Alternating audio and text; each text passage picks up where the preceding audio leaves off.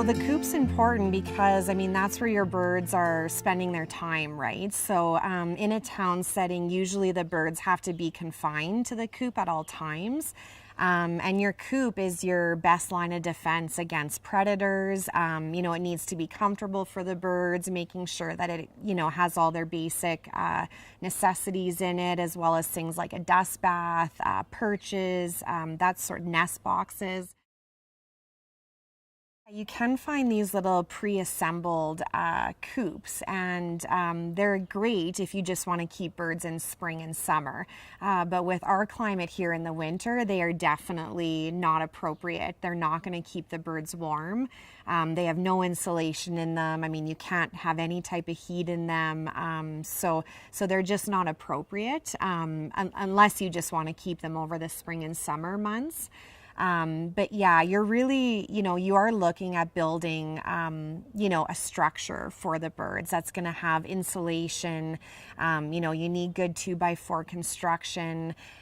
So whether you're building something from scratch or you're even buying a garden shed and just repurposing that, you really need to have that, something that's going to be adequate for the birds over the winter, because those little pre-assembled coops are not going to keep the birds warm enough over winter. A lot of times for urban chicken keepers, there is regulations in the town bylaws about how much space, indoor and outdoor, you need to provide for the birds. So the general guidelines are you need at least 4 square feet per hen inside, and then in the outside run you need at least 10 square feet. So our coop is about 60 square feet outside, and the inside's about 25 square feet. Obviously the birds aren't going to complain if it's bigger. The only thing you do need to watch is in Alberta, if you go over 100 square feet, that you are getting into, I believe you need a development permit if you are building a structure bigger than that. So it's just something to be aware of. Some of the materials you're going to want to consider is you need insulation. You know, you need to be able to keep that heat in there and keep it warm for the birds in the winter. So regular house insulation will work. The only thing you want to be careful of is that it needs to be covered, or else the birds are going to want to peck at it, right? Something else to consider is your flooring and your walls. Are they easy to clean? So for example, in our coop, we have rubber flooring. It's just been cut so it actually fits in there, but we can pull it all out and disinfect it really easily. Any materials you can use that are easy to clean, easy to disinfect are really good from a biosecurity standpoint. So for most small coops, you're going to be using passive ventilation. You're not going to have anything that's forcing the air through. But we have 2 vents on either side of our coop. So you want them placed high near the roof line, because that's where the most warmest and moist air escapes the coop. And then we also use windows as well for ventilation, just to help get that air moving. And that's really important to keep good air quality in the coop, but also in the winter. Although the temptation may be to close everything up in winter and keep that heat in, you actually want to keep your ventilation open, because you need to have that moist air escaping. There's been cases even in just cooler weather of birds getting frostbite just because of the humidity is so high in the coops. Ventilation's a bit of a difficult concept to grasp. It's basically passive airflow, so that warm air can rise up and take that moist air with it.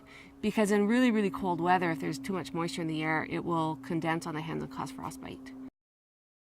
You want to make sure anything like ammonia is also leaving the coop as well, so you're creating a healthy environment for the birds. A common misconception is that you can use chicken wire on your coop. It is way too flimsy. Things can get into it. It's not appropriate. So what we recommend is galvanized steel mesh. It's about 1/4 inch opening on it. So we recommend having it on the roof, on all the sides, and then along the bottom as well. So you can either have it all across the flooring, or you can dig it down. You probably want at least 1 foot down into the ground. And and this will just prevent any predators from digging under and coming into the coop or going through it. So you really need something sturdy that's going to hold up. You don't just want to use chicken wire on your outdoor run. When the sun starts to come up in the morning is when the birds will wake up with it, and they'll head outside and start to peck and scratch. And then at nighttime, once it starts to get dark, the birds will naturally head inside and essentially put themselves to bed for the night. So it's really important on your coop to either have a door that you can close or that closes on its own when it starts to get dark out, because you want to keep those birds inside so that you're not having any predators come in and into your coop in the middle of the night.